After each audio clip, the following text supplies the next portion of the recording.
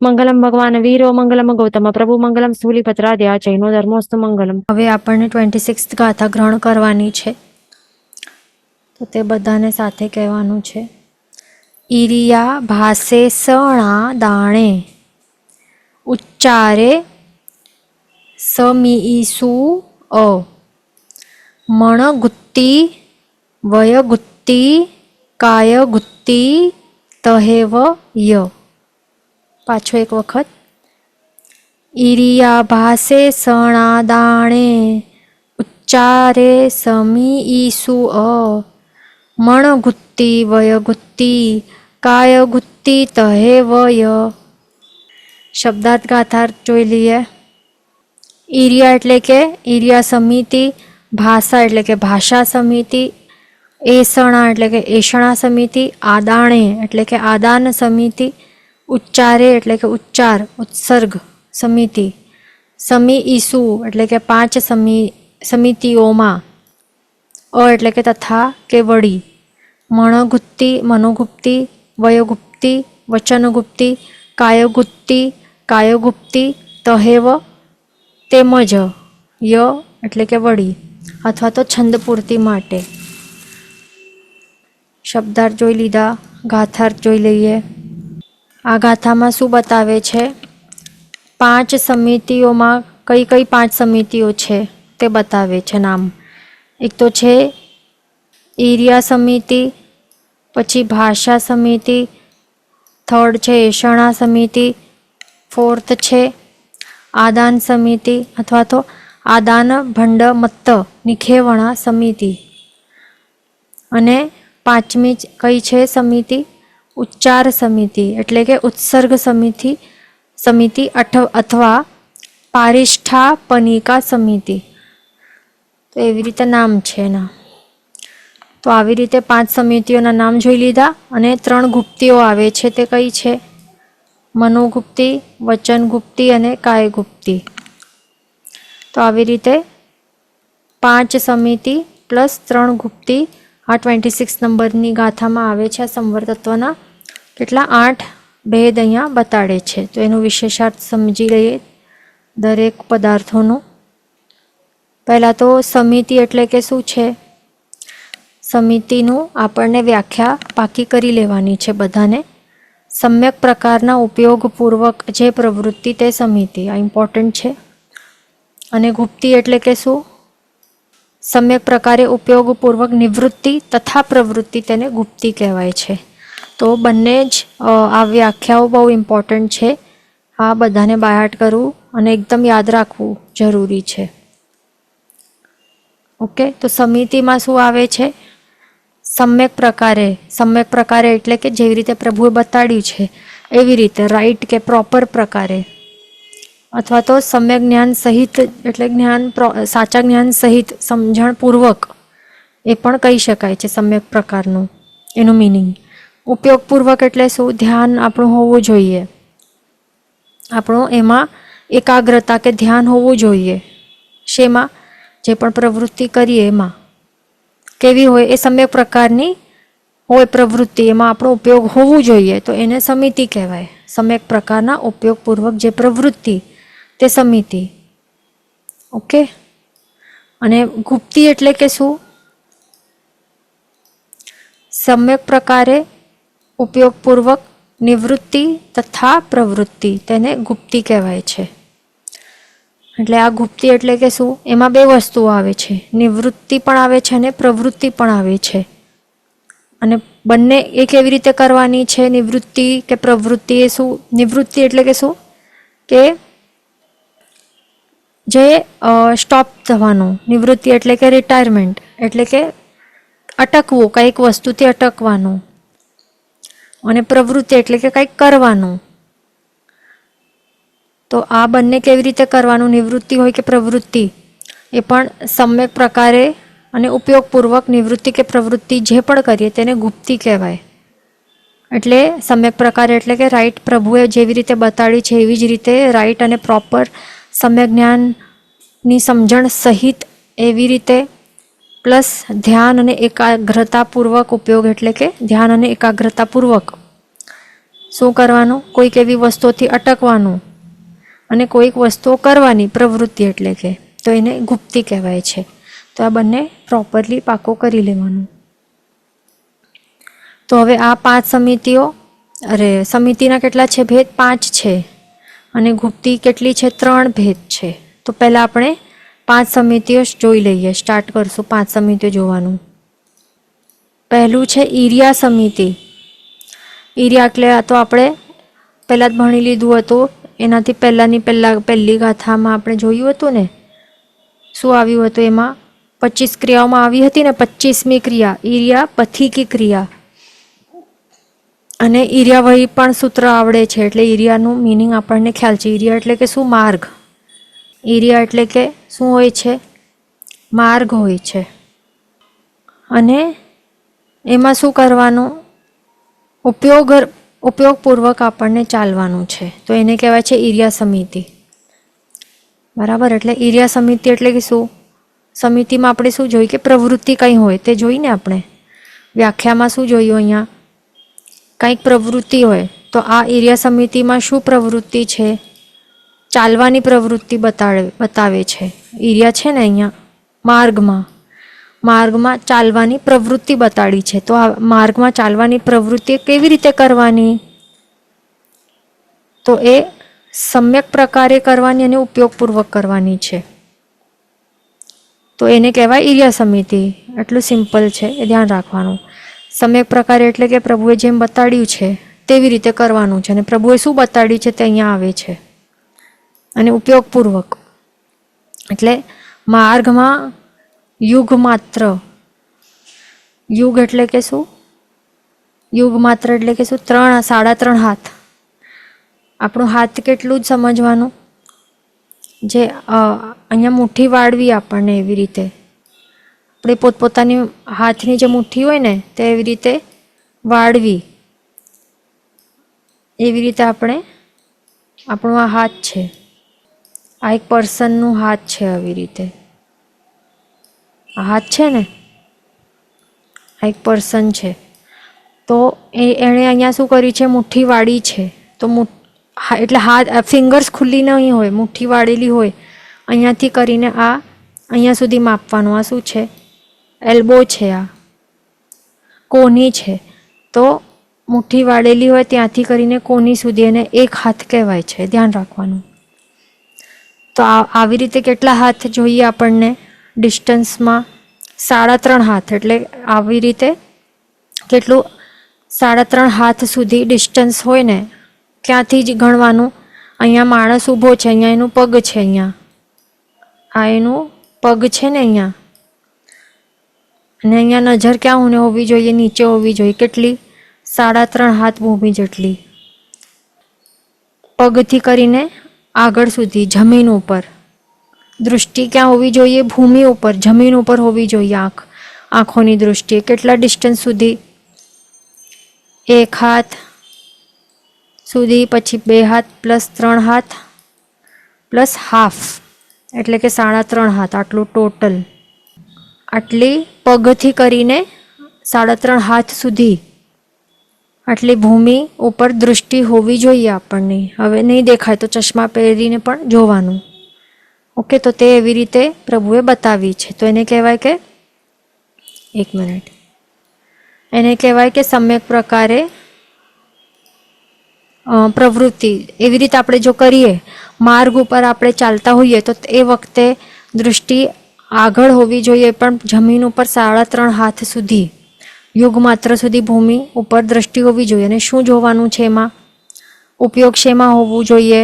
કે જીવોની હિંસા તો નથી થઈ જતી ને મારાથી? કોઈ જીવો છે અહીંયા, કીડા મકોડા હોય કે સચિત જીવો છે, કોઈ પણ સચિત કોઈ પણ ટાઈપના જીવો હોય, પાણી પડેલું હોય તો એ પણ સચિત પાણી હોય, તો એના ઉપર તો મારું પગ તો નથી પડી જતું ને? કારણ કે એક પાણીનું ટીપો હોય એમાં કેટલા હોય? અસંખ્યતા અપકાયના જીવો હોય. એટલે એક શરીરમાં એક આત્મા હોય અપકાયનું. આવા ઘણા બધા અસંખ્યતા એવા ગ્રુપ હોય અપકાયના જીવોનું. ત્યારે એક પાણીનું એક ડ્રોપ દેખાય તો આખા પાણીનું પાણી આટલું બધું પડેલું હોય તો એમાં કેટલા અસંખ્યતા ગુણ અસંખ્યતા જીવો હશે. તો એવી રીતે બીજા બધા જીવો માટે સમજવાનું. બીજા ત્રસ્કાય જીવો હોઈ શકે છે ત્યાં, કીડા મકોડા કંઈ પણ. તો એ બધું આપણને જોવાનું છે, જોઈને ચાલવાનું છે. તે માત્ર ઘરની બહાર નહીં પણ ઘરની અંદર પણ. ઘરની અંદર પણ જોઈને ચાલવાનું, ઘરની બહાર પણ જ્યાં હોઈએ ત્યાં બધી જગ્યા 3.5 હાથ સુધી દૃષ્ટિ રાખીને ઉપયોગપૂર્વક આવી રીતે સમ્યક પ્રકારે આવી રીતે આપણને ચાલવાનું. એટલે આપણા ભાવો કેવા હોવા જોઈએ એમાં, કે હિંસા તો નહીં થઈ જતી ને મારા દ્વારા, બસ એવા ભાવો ચાલવા જોઈએ. જીવોની રક્ષાવાળા ભાવો ચાલવા જોઈએ. તો એને કહેવાય છે ઈર્યા સમિતિ. અને આ શું છે? સંવર ક્રિયા છે, ખાસ ધ્યાન રાખવાનું. એટલે કેટલું ઇઝી અહીંયા આપણને સંવર ક્રિયા બતાડે છે ને પ્રભુ, કે એનાથી કર્મોનું બંધ થવાનું અટકી જાય છે. એટલે આ સૌથી પહેલી ટેકનિક અહીંયા બતાડી છે, તે આપણને હવેથી ફોલો કરવાની છે આપણા લાઈફમાં. તો શું થશે? કર્મ આવતા અટકી જશે, કર્મનું બંધ અટકી જશે. ખાસ ધ્યાન રાખવાનું. એટલે સિમ્પલ આપણે નહીં ફોલો કરી શકીએ. ઓકે, તો આ બીજું છે ભાષા સમિતિ. આ શું છે? કે એમાં સમ્યક પ્રકારે ઉપયોગપૂર્વક શું કરવાનું છે? કંઈક પ્રવૃત્તિ કરવાની છે ને સમિતિ કહેવાય. તો આ કઈ પ્રવૃત્તિ છે? કઈ ટાઈપની પ્રવૃત્તિ બતાવે છે? અહીંયા ભાષાની પ્રવૃત્તિ બતાડે છે. તો આ ભાષા એટલે કે બોલવાનું છે, આપણને વાક્ય બોલવાના છે, શબ્દો બોલવાના છે. તો એ કેવી રીતે બોલવાના? સમ્યક પ્રકારે, ઉપયોગપૂર્વક, નિર્વધ્ય, નિર્દોષ ભાષા આપણને બોલવાની છે ને કહેવાય છે ભાષા સમિતિ. સમ્યક પ્રકારે એટલે પ્રભુએ જેમ બતાડી છે એવી રીતે રાઈટ રીતથી સમ્યક જ્ઞાનની જાણકારી સહિત આપણે બોલવાનું છે. પણ કેવી ભાષા? નિર્દોષ, નિર્વધ્ય એટલે કે નિર્દોષ વચન બોલવાના છે. કોઈ પણ હિંસાવાળી ભાષાઓ નહીં બોલવાની આપણને. ખાસ ધ્યાન રાખવાનું. આપણે શું બોલી રહ્યા છીએ એમાં આપણો ઉપયોગ હોવો જોઈએ. કે ધ્યાન નહીં હતું, કાંઈ પણ બોલાઈ ગયું એવી રીતે નહીં. ધ્યાન હોવું જોઈએ કે એવા આપણે શું વચનો બોલી રહ્યા છીએ. બીજું અહીંયા શું બોલે છે? કે સામાયિક પોસહવાળા શ્રાવક અને સર્વવિરતિવંત મુનિ મુખે મોહપત્તિ રાખી નિર્વધ્ય વચન બોલે તો ભાષા સમિતિ જાણવી. અને જો મોહપત્તિ વિના નિર્વધ્ય વચન બોલે તો પણ ભાષા અસમિતિ જાણવી. એટલે એમાં શું છે કે જે પણ આપણે શ્રાવકો માટે શું કહે છે કે આપણે જ્યારે સામાયિકમાં હોઈએ અને પોષદ આપણે વ્રત સ્વીકારેલો હોય આપણો, તો ત્યારે આપણને કેવી રીતે ઉપયોગપૂર્વક આપણને શું કરવાનું? કન્ટિન્યુઅસલી ઉપયોગ રહેલું હોય કે મોહપત્તિનો વપરાશ કરવાનું હોય. જો હું કરીશ નહીં તો શું થશે? જે જીવો છે એ જીવોની હિંસા થશે. એટલા માટે કન્ટિન્યુઅસલી મોહપત્તિ સામે રાખવાની હોય. અને એ પણ વચનો જે પણ આપણે બોલીએ તો એ પાપકારી વચન નહીં હોવા જોઈએ. અને જે સર્વવિરતિધર સાધુ સાધ્વીજી છે, મુનિ ભગવંતો છે, તો તે શું કરે? એમને પણ મોહપત્તિ સામે રાખીને એવી રીતે નિર્વધ્ય વચન બોલવાના હોય છે, જે પાપકારી નહીં હોય, આત્માના કલ્યાણકારી હોય, પોતાના અને બીજા માટે. બસ એવા વચનો એમને જો બોલતા હોય તો એમને કહેવાય છે કે એ ભાષા સમિતિ છે. એટલે આ સંવર ક્રિયા થાય છે અહીંયા. પણ જો મોહપત્તિનો એ યુઝ નહીં કરી, ક્યારેક શું થાય કે બોલતા આપણને આપણું ધ્યાન નહીં હોય અને મોહપત્તિ યુઝ કરવાનું આપણે ભૂલી જતા હોઈએ, અથવા તો પર્પઝલી નહીં કરીએ. એનું મિનિંગ શું જ છે? જે પણ પર્પઝલી નહીં કરે યુઝ, ખ્યાલ હોય, ધ્યાન હોય કે મોમપત્તિ સામે પડેલી છે અને એનું યુઝ કરવું જોઈએ, છતાં પણ એ ઇગ્નોર કરે અને યુઝ નહીં કરે પર્પઝલી, તો એ શું કહેવાય? કે એ સમ્યક પ્રકારે એ નથી કરતો. ભાષા સમિતિ એટલે કે જેવી રીતે પ્રભુએ કહ્યું છે એવી રીતે એ નથી કરતો. એટલે એને પછી અસમિતિ કહેવાય. પ્લસ એ બોલવાનું પણ કેવું હોય? નિર્વધ્ય વચન એ બોલે. મોહપત્તિ વિના પણ એ નિર્વધ્ય વચન એટલે કેવા? નિર્દોષ ભાષા. એટલે કે નિર્દોષ ભાષા એટલે કે સમજો કે કોઈકને સમજાવવાનું છે, ઉપદેશ આપવાનું છે, એમાં કોઈ પાપકારી વચન નથી, આત્માના કલ્યાણકારી વચનો જ છે, પોતાના અને બીજાના આત્માના કલ્યાણ માટેના જેવા જ એવા જ વચનો છે. છતાં પણ એ મોહપત્તિ યુઝ નથી કરી રહ્યો એ જીવ, તો પણ એને ભાષા અસમિતિ ગણાય છે. ખાસ ધ્યાન રાખવાનું, કારણ કે એનો ઉપયોગ નથી રહેલું. ભલે જેવું વચન બોલવું જોઈએ એ બોલે છે, સારા વચનો ભલે બોલે છે, પાપકારી વચન નથી, પણ અહીંયા એને અસમિતિ શા માટે ગણેલું છે? કારણ કે એ સમ્યક પ્રકારે એની પ્રવૃત્તિ નથી, જેવી રીતે પ્રભુએ બતાડી છે એવી રીતે પ્રવૃત્તિ નથી. પ્રભુએ બતાડી છે મોહપત્તિનો ઉપયોગ કરવો જરૂરી છે, ઉપયોગપૂર્વક કોઈ પણ ક્રિયા કરવી જરૂરી છે, તો પણ એનો ઉપયોગ રહેલું નથી મોહપત્તિ યુઝ કરવા માટે. એટલા માટે એને ભાષા અસમિતિ કહેવાય છે. ખાસ ધ્યાન રાખવાનું. એટલે આપણે જો ભૂલી જતા હોઈએ તો હંમેશા, એટલે ખાસ ધ્યાન રાખવાનું, કોઈ પણ આપણે ક્રિયા કરીએ ને તો એનું આપણને 100% ફળ જોઈતું હોય, આપણે બધાને જોઈતું હોય ને. એક પણ નવકારવાળી ગણીએ કે પૂજા પણ કરીએ તો આપણે કંઈક ના કંઈક આપણી એક્સપેક્ટેશન હોય ને સામે, પ્રભુ પાસેથી એક્સપેક્ટેશન હોય કે મારા આ કામ થવા જોઈએ, આ તે. તો એ કેવી રીતે થાય? આપણી જે ક્રિયા એ પ્રોપર નથી, બેસીને કરીએ ક્રિયા તો છોડો, ઉપયોગ પણ નથી ત્યાં રહેલું, સમ્યક પ્રકારે પણ પ્રવૃત્તિ નથી, તો પછી હાઉ કેન વી એક્સપેક્ટ 100% ફળ કે પ્રભુ આપણને આપે? નહીં થાય ને.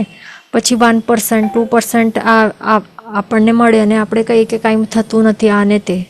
તો એમાં મિસ્ટેક આપણી પોતાની જ છે. ખાસ ધ્યાન રાખવાનું. એમ પણ મોક્ષ એ જ માંગવું જોઈએ. મોક્ષ અને કર્મક્ષય, સર્વકર્મક્ષય અને મોક્ષ જ માંગવું જરૂરી છે. તો એવી રીતે ધ્યાન રાખવાનું કે જે પણ આપણે પ્રવૃત્તિ કરીએ, નાની મોટી જે પણ આપણે પ્રવૃત્તિ કરીએ એમાં ઉપયોગ હોવું જરૂરી છે, અને એ સમ્યક પ્રકારની હોવી જોઈએ. તો કર્મ બંધ થતાં અટકી શકશે, નહીં તો નહીં. કર્મ બંધ ચાલુ રહેશે નહીં તો. એ ખાસ ધ્યાન રાખવાનું. અસમિતિમાં આપણે જઈએ તો કર્મ બંધ ચાલુ થઈ જાય. ત્રીજું છે એષણા સમિતિ. તો એષણા સમિતિ એટલે કે શું? કે શું કરવાનું છે એમાં હવે સિદ્ધાંતમાં કહેલી વિધિ પ્રમાણે 42 દોષ રહિત આહાર ગ્રહણ કરવો, તેને કહેવાય છે એષણા સમિતિ. મુખ્યત્વે મુનિરાજને અને ગૌણતાએ યથાયોગ્ય પૌષધાદિ વ્રતધારી શ્રાવકને હોય છે. એટલે કે એમાં શું હોય છે કે જે પણ આપણે આહાર ગ્રહણ કરીએ છીએ, જે પણ પૌષધાદિ વ્રતધારી શ્રાવક હોય, પૌષધ જેમણે પણ સ્વીકાર્યું હોય, તો એમને શું જરણા મંગલ કરીને જતા હોય ને ઘરમાં, જે રીતે મહારાજ સાહેબ ઘરે વહોરાવવા માટે જતા હોય, એવી જ રીતે પૌષધધારી જે પણ શ્રાવક હોય, જો એણે ઉપવાસ એ દિવસે નહીં કર્યો હોય, એ દિવસે સમજો કે આંબીલ હોય કે એકાસણું હોય, તો પછી, અને આંબીલ કે એકાસણાથી નીચે નહીં ચાલે, બ્યાસણા નહીં ચાલે પૌષધમાં, એ તો ખ્યાલ હશે બધાને, એ ધ્યાન રાખવાનું. એટલે કે પૌષધમાં ઉપવાસ, નહીં તો આંબીલ, નહીં તો છેલ્લે એકાસણું કરી શકાય.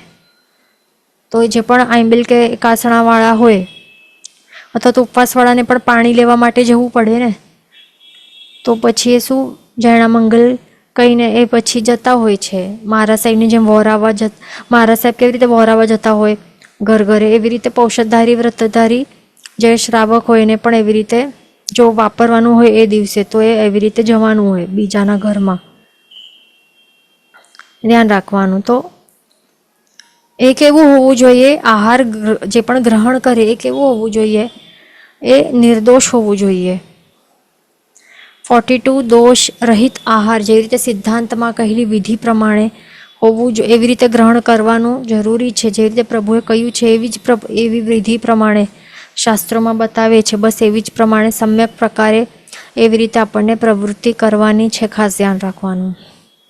નહીં તો પછી જો દોષિત આહાર ગ્રહણ કરીએ તો એ એષણા અસમિતિમાં આવી જાય. અને જે પણ મુનિ મહારાજ હોય, મુનિ ભગવંતો, તો એ તો ગોચરી વહોરાવતા હોય, તો એ પણ 42 દોષ રહિત એવી રીતે આહાર ગ્રહણ કરતા હોય, સિદ્ધાંતમાં કહેલી વિધિ પ્રમાણે. તો એવી રીતે એમનો પણ એષણા સમિતિ એવી રીતે ફોલો કરતા હોય દરરોજ. તો એમનો એટલા માટે આપણે કહીએ ને કે સર્વવૃત્તિમાં કમ્પ્લીટલી આપણે સંવર ક્રિયામાં રહી શકતા હોઈએ છીએ. એમની દરેક ક્રિયા સંવર ક્રિયા જ હોય. સવારથી કરીને રાત્રિ સુધી જે પણ, રાત્રિથી પાછો સવાર સુધી 24 કલાક જે પણ ક્રિયા કરતા હોય એ બધી સંવર ક્રિયામાં જ તેઓ મસ્ત રહેતા હોય. એટલા માટે એમના કર્મ બંધ એ થતા નહીં હોય ઘણા. હા, હવે એ પણ કશાઈ હોય, કશાઈ તો હોય ને, ક્યાં સુધી હોય? બધા જ ગુણસ્થાનક આપણે જોઈને અકશાઈ જીવ ને કશાઈ જીવ આપણે જોતા હતા ને 25 ક્રિયાઓમાં. તો કશાય તો આવી ઉદયમાં રહેલા હોય. 10મા ગુણસ્થાનક સુધી જોયું ને કે બધાને જ કશાયોનું ઉદય રહેલું હોય. તો એમના પણ જો કશાય ત્યારે આપણા અને એમના પણ હોય ઉદયમાં, તો ત્યારે એ કર્મ બંધ થાય. પણ અહીંયા કશાયનું રીઝન નથી. અહીંયા શું છે? બીજા રીઝન્સ છે. અહીંયા ધ્યાન રાખવાનું. જો એવી રીતે સમિતિનું પાલન નહીં કરીએ, અસમિતિનું આપણે પાલન કરીએ પૌષધાદિ વ્રતોમાં, દોષિત ગો આપણે આહાર વાપરીએ બેસીને, સમજો કે પૌષધ હોય અને ત્યારે આપણે ફ્રીજનું ઠંડુ કંઈ વાપરીએ, તો પછી એ શું કહેવાય? અભક્ષ્ય કહેવાય, દૂષિત આહાર કહેવાય અને પછી અસમિતિમાં આવી જાય. એ ખાસ ધ્યાન રાખવાનું. ચોથું છે આદાન સમિતિ. આદાન સમિતિ શું છે? અને હા, એનું બીજું નામ આ પણ છે, આદાન ભંડ મત્ત નિખેવણા સમિતિ. આદાન ભંડ મત્ત નિખેવણા સમિતિ એ એનું બીજું નામ છે, પણ પાકો કરવું જરૂરી છે. આદાન એટલે કે શું? કે કંઈક લેવું મૂકવું, કંઈ પણ. આદાન એટલે કે લેવું મૂકવું. તો એ બંને એમાં આવી જાય. પણ આપણે અહીંયા કહીએ આદાન ભંડ મત્ત, એવી રીતે આખો જો આ પાકો કરીએ તો એનું મિનિંગ શું થાય છે? આદાન એટલે કે આદાન આટલું એટલે કે લેવું, અને ભંડ મત્ત એટલે કે શું? કે જે પણ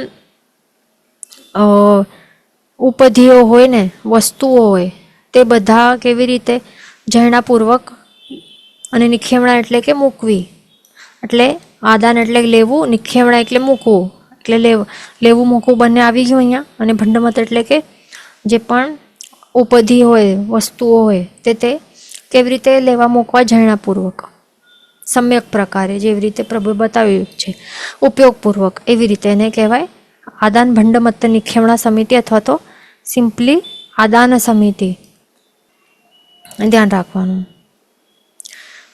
જે પણ હવે સમજો કે આપણે સામાયિક લીધેલું હોય, તો સામાયિકમાં શું હોય? આપણા પાસે ચરવડો રહેલો હોય ને, સામાયિકમાં આપણા પાસે ચરવડો રહેલો હોય તો એનો ઉપયોગ કરવાનો.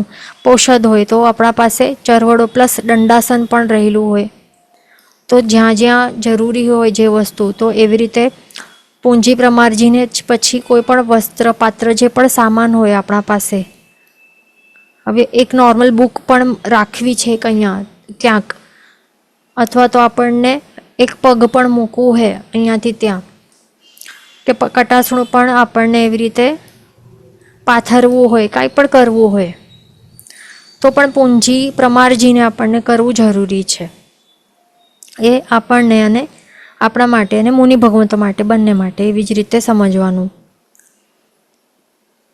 ક્યાંક બેસવાનું છે તો ત્યાં પણ પૂંજી પ્રમારજીને બેસવાનું, પોતાને પણ ખમાસમણ આપવાના છે તો ત્યાં પણ 17 અલગ અલગ એવી રીતે જે હોય ને 17 પ્રમાર્જના પૂર્વક ખમાસમણ આપવાના. એ બધું આપણને જેવી રીતે પ્રભુએ બતાડી છે, એટલે કે સમ્યક પ્રકારે કરવાનું. અને કેવી રીતે? ઉપયોગપૂર્વક, એટલે કે પ્રમાર્જતા પૂંજતા સમયે આપણું ઉપયોગ હોવું જોઈએ, ધ્યાન હોવું જોઈએ, ત્યાં નજરો હોવી જોઈએ, પ્લસ ભાવો પણ ચાલવા જોઈએ અહિંસાના. તો પછી એ પ્રોપર આદાન સમિતિમાં ગણાય અને આપણા એ સંવર તત્વમાં ગણાય, અને એ સંવર કરી શકે, પાપ કર્મોનું સંવર એ કરી શકે, રોકી શકે બંધ થતા. પછી નેક્સ્ટ શું છે? પાંચમું અહીંયા ઉત્સર્ગ સમિતિ. ઉત્સર્ગ સમિતિનું બીજું નામ શું છે? ઉચ્ચાર સમિતિ પણ એનું બીજું નામ છે. આપણે ગાથામાં જોયું ને, એનું એક નામ છે ઉચ્ચાર સમિતિ, બીજું નામ છે ઉત્સર્ગ સમિતિ અને ત્રીજું નામ શું છે? પારિષ્ઠાપનિકા સમિતિ. એવી રીતે 3 નામો છે એના. 3 પાકા કરવાના છે. તો ઉચ્ચાર સમિતિ, ઉત્સર્ગ સમિતિ કે પારિષ્ઠાપનિકા સમિતિ એટલે કે શું તે સમજી લઈએ. તો જે પણ પરઠવાની ક્રિયા હોય ને તો તે સમ્યક પ્રકારે ઉપયોગપૂર્વક કરવાની છે. ઓકે, એટલે શું પરઠવાનું હોય? વડી નીતિ જે પણ કરતા હોય, લઘુ નીતિ પણ કરતા હોય, તો વડી નીતિ લઘુ નીતિ એ પછી પરઠવું પણ પડે ને, તો પછી જ્યાં ત્યાં એવી જ રીતે પરઠવી નાખીએ તો ત્રસજીવોની હિંસા થઈ જાય ને. ત્રસજીવો હોય કે કોઈ પણ આવા સચ્ચિત જીવો હોય, સચ્ચિત પાણી હોય કે કોઈ પણ સચ્ચિત જીવો હોય, એમની હિંસા થઈ જાય. એટલા માટે શું કરવાનું? વિધિપૂર્વક એનો ત્યાગ કરવું. એટલે પરઠવાનું મિનિંગ શું છે? કે ત્યાગ કરવાનું. ત્યાગ કરવાનું એટલે કે શું? આપણે કહીએ ને ફેંકી દેવાનું. એવી ભાષામાં આપણે જો કહીએ ફેંકી દેવાનું એટલે ક્યારે આપણે ફેંકી શકીએ? જ્યારે આપણે એના ઉપર મારાપણાનું ત્યાગ કરી નાખીએ ત્યારે જ કોઈક વસ્તુને ફેંકી શકીએ ને. એટલે કે એટલે મિનિંગ એ જ થાય કે ત્યાગ કરવું. પ્રોપર મિનિંગ આપણે વર્ડ્સ કહીએ તો એને કહેવાય કે ત્યાગ કરવું કે પરઠવું. તો આ બધી વસ્તુઓ આપણે પરઠી નાખીએ. અશુદ્ધ આહાર જે પણ હોય, સમજો કે અશુદ્ધ આહાર આવી ગયું હોય તો એને પછી વાપરાય નહીં વપરાય ને, એને પણ વિધિપૂર્વક પરઠવું જરૂરી છે. એવું જરૂરી નથી કે અરે અશુદ્ધ આહાર આવી ગયું તો હવે હવે શા માટે હું ફેંકી નાખું, વાપરી લઉં ને. એવી રીતે સમજો કે બાય મિસ્ટેક કંઈ એવું કાંદા બટાટા ક્યાંક આવી જાય તો પછી શું કરવાનું? ત્યારે શું વિચાર આવે કે વેસ્ટ થઈ જશે કે મારા જે શું છે પ્રભુએ જેમ કહ્યું છે જીન વચનનું ભંગ થશે, જીન આજ્ઞાનું ભંગ થશે. ત્યારે શું આપણને આવે? ત્યારે પ્રોપર આપણને વિવેકપૂર્વક આપણને ડિસિઝન લેવું કે અશુદ્ધ આહાર છે તો બસ ફેંકવું પડે ચાલશે, પણ કેવી રીતે ફેંકવાનું? આવી રીતે ઉપયોગપૂર્વક સમ્યક પ્રકારે આપણે ફેંકીએ એટલે કે પરઠીએ તો પાપ નહીં લાગે. ત્યારે એ નહીં વિચારો કે અરે વેસ્ટ થઈ જશે, શા માટે ફેંકવાનું? એ વખતે જો આપણે વાપરશું એ વસ્તુ અને એના કારણે પછી જે પણ તામસિક એનું જે પણ હોય નેચર, અને મોસ્ટ ઇમ્પોર્ટન્ટલી જે પણ આટલા અનંત જીવોની હિંસા થાય છે એના કારણે, તો એનું પાપ કેટલું લાગશે? તો ફેંકવું એ વધારે એ પ્રોપર ડિસિઝન છે ને, ત્યારે બેસ્ટ ડિસિઝન છે. તો એ બેસ્ટ ડિસિઝન ક્યારે લેવાનું? એ ક્યારે લઈ શકાય? જ્યારે આપણા પાસે શાસ્ત્ર જ્ઞાન હોય, ત્યારે આપણામાં વિવેક આવે અને ત્યારે જ આપણે કોઈ પ્રોપર ડિસિઝન લઈ શકીએ. 2 ઓપ્શન્સ હોય એમાં આપણે પ્રોપર સિલેક્ટ કરી શકીએ, એવું હોય. એટલે ત્યારે ભલે વેસ્ટ થાય તો થાય, એમાં કાંઈ પ્રોબ્લેમ નથી. અશુદ્ધ આહાર કાંઈ આવી જાય અને વિધિપૂર્વક ત્યાગ કરી નાખવાનો એટલે કે વિધિપૂર્વક ફેંકી નાખવાનું, પરઠવી નાખવું. એ રાઈટ નિર્ણય છે. ત્યારે પછી સમજો કે વધી ગયેલો હોય આહાર, ક્યારેક વધી ગયો હોય આહાર, સમજો કે વપરાય જ નહીં, વધી ગયું છે કાંઈ, હવે 1 બાઈટ પણ વધારે વાપરીશ તો કાંઈક બહુ તકલીફ થશે, ઉલટી આવી જશે કે એવી તકલીફ થઈ જાય તો પછી શું કરવાનું? એ પણ પછી વિધિપૂર્વક એને ફેંકવું પડે. તો એમનું એમ જ્યાં ત્યાં નહીં ફેંકવાનો વધેલો આહાર હોય તો એને પછી સમજો કે એ વધી ગયેલો આહાર, સમજો ને કે આપણું એઠું હોય તો શું કરવાનું? એ વખતે એમનું એમ એઠું હોય અને આપણે ફેંકી દઈએ વધી ગયેલો એઠું આહાર તો શું થાય? એમાં સમૂર્છી મનુષ્ય, પંચેન્દ્ર મનુષ્ય એની ઉત્પત્તિ થાય ને, જન્મ મરણનું સાયકલ સ્ટાર્ટ થઈ જાય તો પછી પાછો પાપ લાગે. તો વિધિપૂર્વક કેવી રીતે એનું ત્યાગ કરવાનું? વિધિપૂર્વક એ પણ જરૂરી છે. એમનું એમ અવિધિપૂર્વક નહીં ફેંકાય. શું કરવાનું? એને ધ્યાન રાખો કે એ સુકાઈ જાય, એ ચીજ, એ વસ્તુ જે છે ને એ સુકાઈ જાય. લિક્વિડ હોય સમજો તો એને પ્રોપરલી ફેલાવીને એવી રીતે પરઠી શકાય, અને જો સોલિડ હોય તો એને ધોઈને પછી જે પાણી છે એ સુકાવી દેવાનું. એને વોશ કરી, આપણે કોઈ એવી સોલિડ વસ્તુ હોય તો એને વોશ કરી અને જે એનું લિક્વિડ હોય તો એ વાપરી એ પી લેવાનું. નહીં તો પછી એ પણ જગ્યા નહીં હોય પેટમાં તો પછી એવી રીતે પરઠવી દેવાનું કે જેનાથી એ 48 મિનિટ્સ પહેલાં સુકાઈ જાય અને જે સોલિડ વસ્તુ છે એ પણ સૂકી જાય. એવી રીતે ફેંકી શકાય.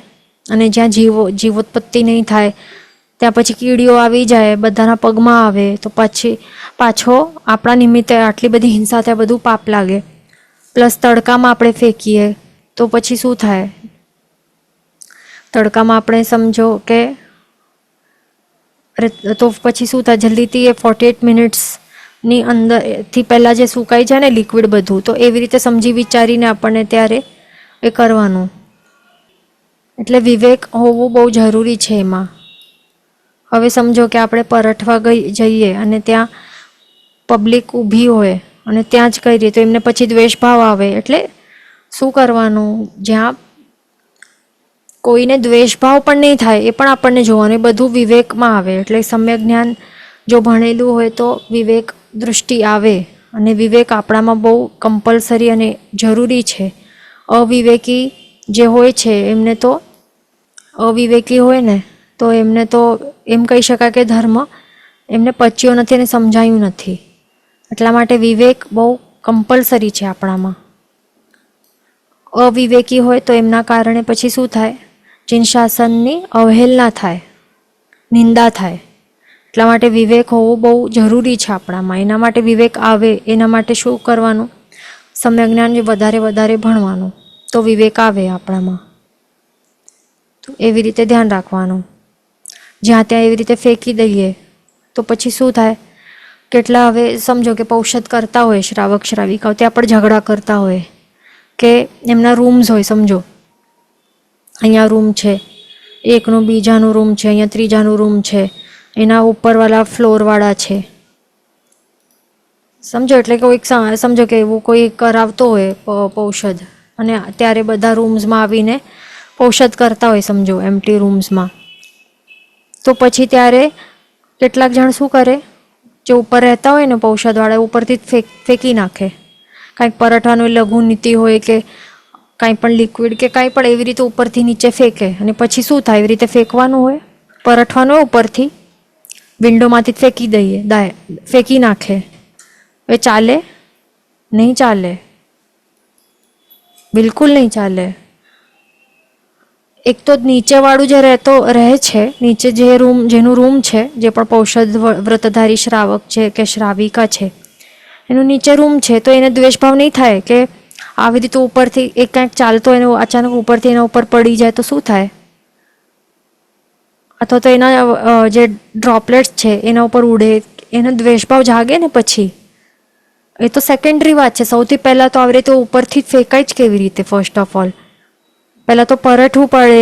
દંડાસન હોય એ જગ્યા ઉપર પરઠવું પડે, પ્રમારજવું પડે, પૂંજવું પડે, પ્રમારજવું પડે નીચે જઈને. પછી શું કરવાનું?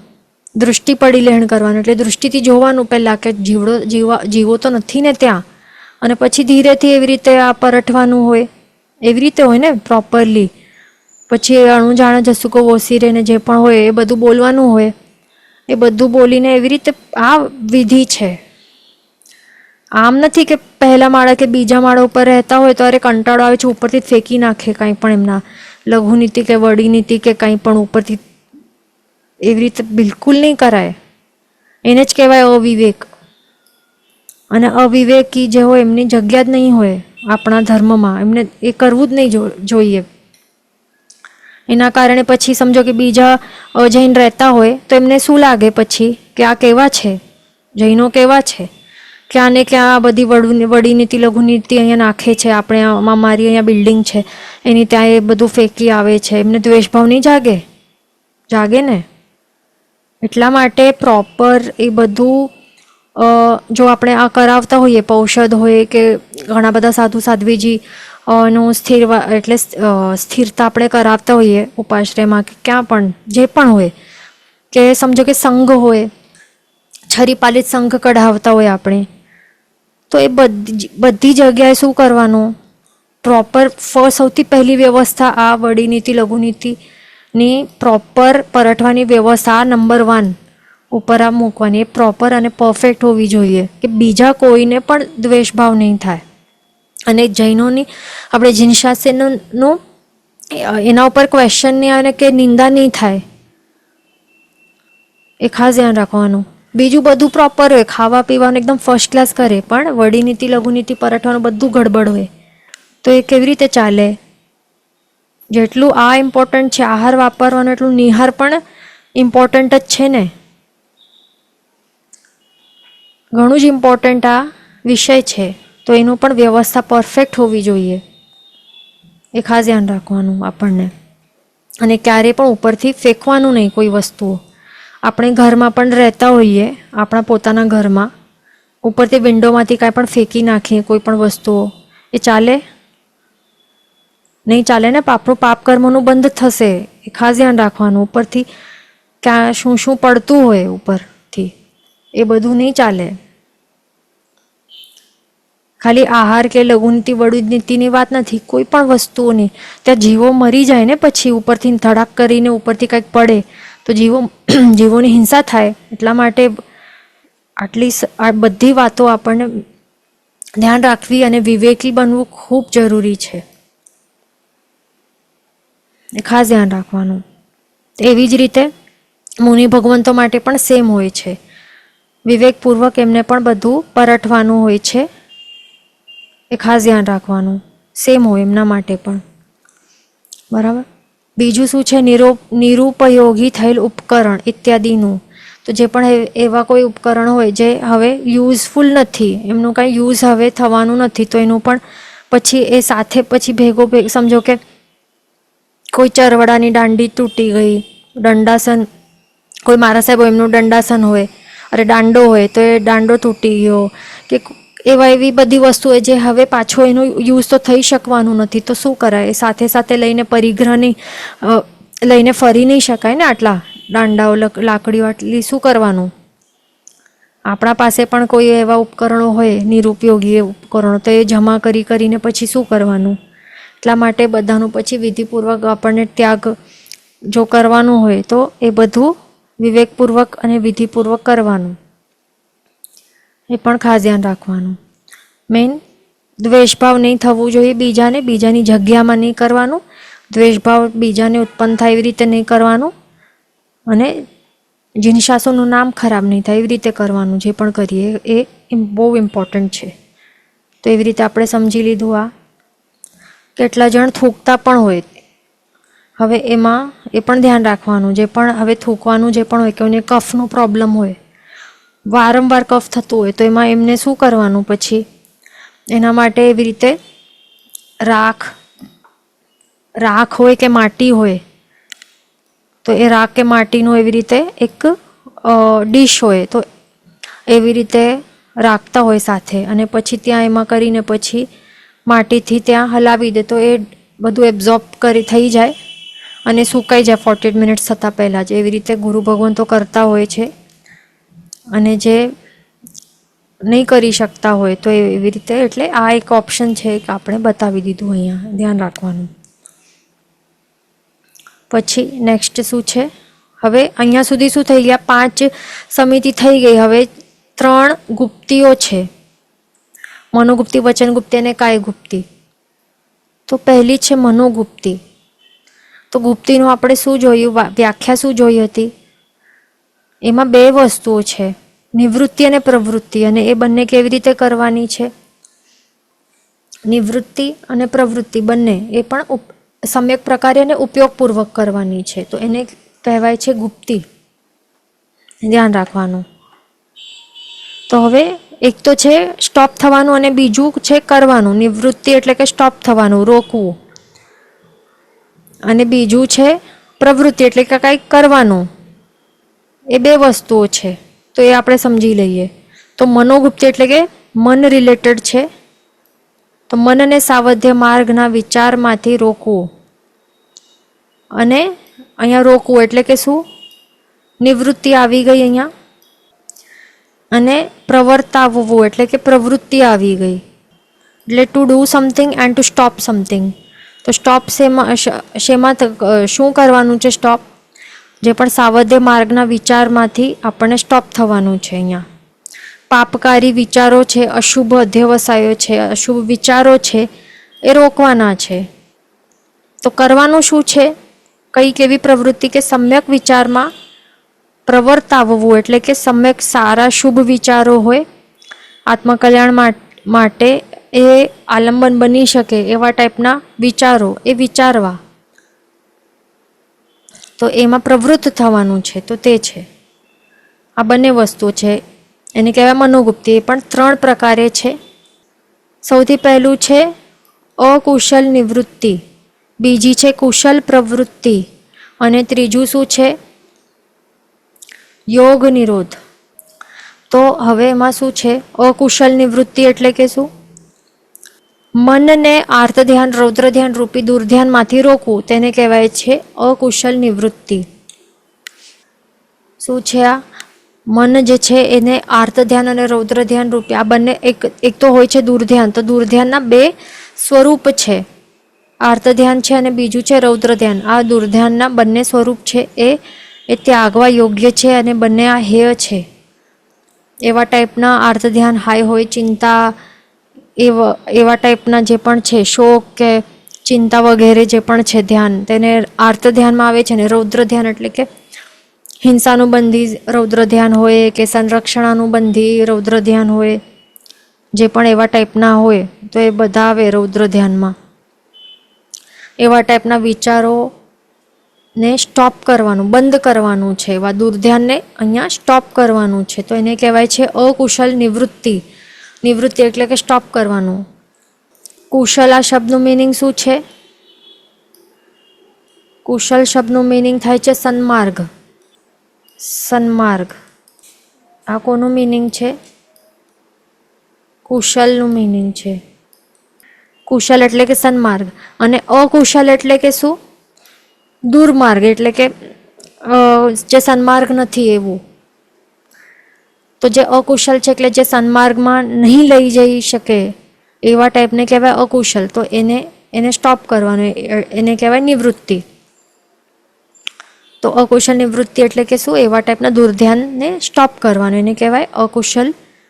જે પણ અકુશલ છે, સન્માર્ગ નથી, એને આપણે સ્ટોપ કરી દીધું.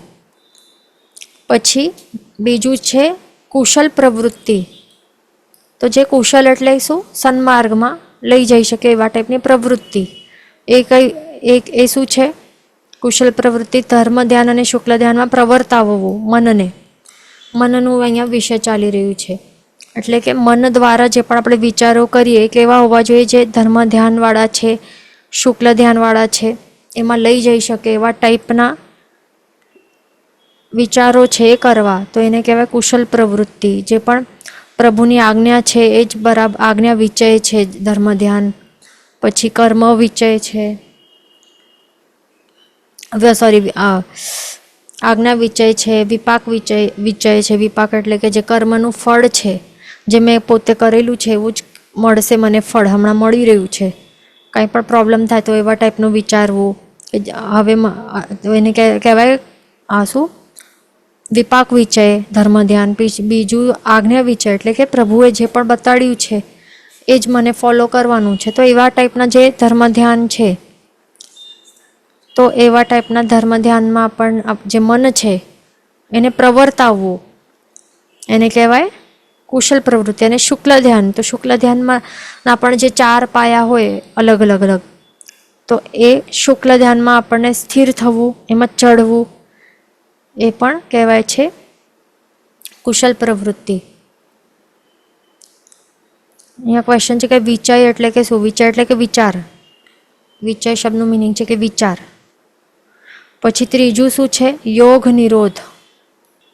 હવે યોગ નિરોધ એટલે કે શું? અહીંયા શબ્દ દેખાય છે નિરોધ એટલે કે શું? અહીંયા અટકવાનું છે. એટલે કે અહીંયા નિવૃત્તિનો વિષય આવી જાય છે યોગ નિરોધમાં.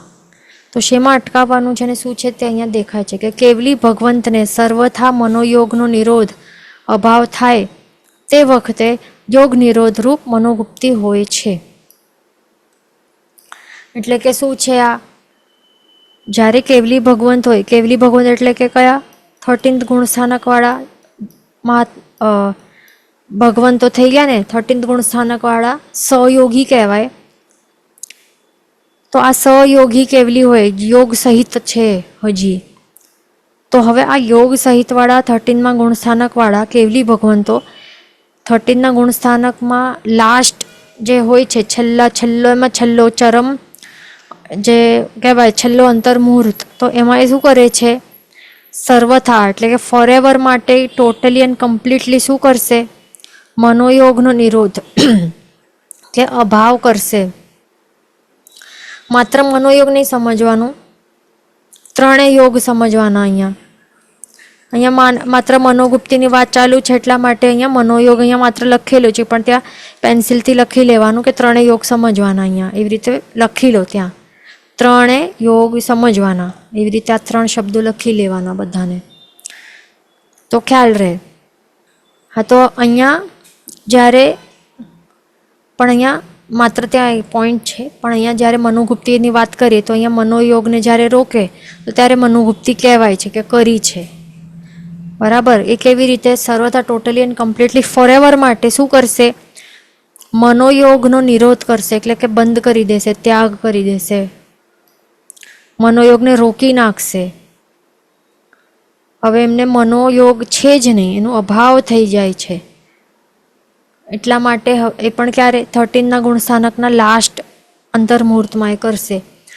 તો પછી એ જ્યારે ઉપર ચડશે 14મા ગુણ સ્થાનકમાં, તો ત્યારે એ કેવી અવસ્થા હશે? એમની અયોગી અવસ્થા થઈ જશે, કારણ કે ત્રણેય યોગનો એણે નિરોધ કરી નાખ્યો.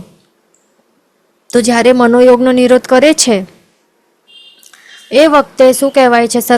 સર્વથા મનોયોગનો, જરૂરી છે આ શબ્દ, ઇમ્પોર્ટન્ટ છે. સર્વથા મનોયોગનો નિરોધ કરે છે એ વખતે એમને કહેવાય છે કે આ કેવલી ભગવંતને શું છે? શું કર્યું છે? યોગ નિરોધ કર્યું છે, અને એવી યોગ નિરોધરૂપ મનોગુપ્તિ તેમને હોય છે. એ ખાસ ધ્યાન રાખવાનું. ઓકે, તો આપણે આ ત્રણેયમાંથી આ નહીં હોય, આપણે યોગ નિરોધ હમણાં આપણા માટે નહીં હોય, આ ભાવમાં, આ જન્મમાં. એ ધ્યાન રાખવાનું. આપણે આ પહેલી બીજી આપણે કરી શકીએ છીએ. દુર્ધ્યાનને રોકવાનું છે હમણાં, અને શુક્લ જે સારું ધ્યાન છે એમાં પ્રવર્તાવવું છે. એટલે અકુશલ નિવૃત્તિ અને કુશલ પ્રવૃત્તિ એ બંને આ ભાવમાં આપણને કરવાનું છે. એ આપણને ધ્યાન રાખવાનું. પછી અહીંયા ક્વેશ્ચન છે કે શું એ સર્વસંવર છે? હા, તો એ જે 14th ગુણ સ્થાનકને આપણે સર્વસંવર ભાવ કહી શકીએ છીએ. સર્વસંવર ભાવ આવી જાય છે, કારણ કે હવે કર્મબંધના કોઈ પણ રીઝન બાકી જ નથી ને. 4 રીઝન નાશ કરી દીધા છે. જે ચોથો રીઝન બાકી હતો, યોગરૂપી જે કર્મ બંધનું રીઝન હતું, તો એનું પણ એણે નિરોધ કરી નાખ્યું. એટલા માટે હવે કોઈ કર્મબંધનું રીઝન જ નથી, તો કર્મબંધ જ નહીં થાય. એટલે કે સર્વસંવર ભાવમાં આવી ગયા છે. હવે અબંધક બની ગયા છે કર્મના, એ કહી શકાય છે. પછી બીજી ગુપ્તિ છે વચન ગુપ્તિ. એ શું છે? એમાં એક કરવાનું છે અને બીજું રોકવાનું છે. તો શું છે? એક પ્રવૃત્તિ અને બીજી નિવૃત્તિ હોય ને ગુપ્તિમાં, અને વચન રિલેટેડ છે. અને પણ શું, કેવી રીતે? સમ્યક પ્રકારે ઉપયોગપૂર્વક. તો શું છે? સાવધ્ય વચન, ન બોલવું. એટલે અહીંયા સ્ટોપ શું કરવાનું છે? સાવધ્ય વચન બોલવાનું સ્ટોપ કરવાનું છે. પાપકારી સાવધ્ય એટલે કે પાપકારી વચન સ્ટોપ કરવાના છે બોલવાનું. અને પ્રવૃત્તિ શું કરવાની છે? નિર્વધ્ય વચન બોલવાનું છે, એ કરવાનું છે. એટલે એક શું છે? પાપકારી વચન નહીં બોલવા. અને પ્રવૃત્તિ કેવી કરવી?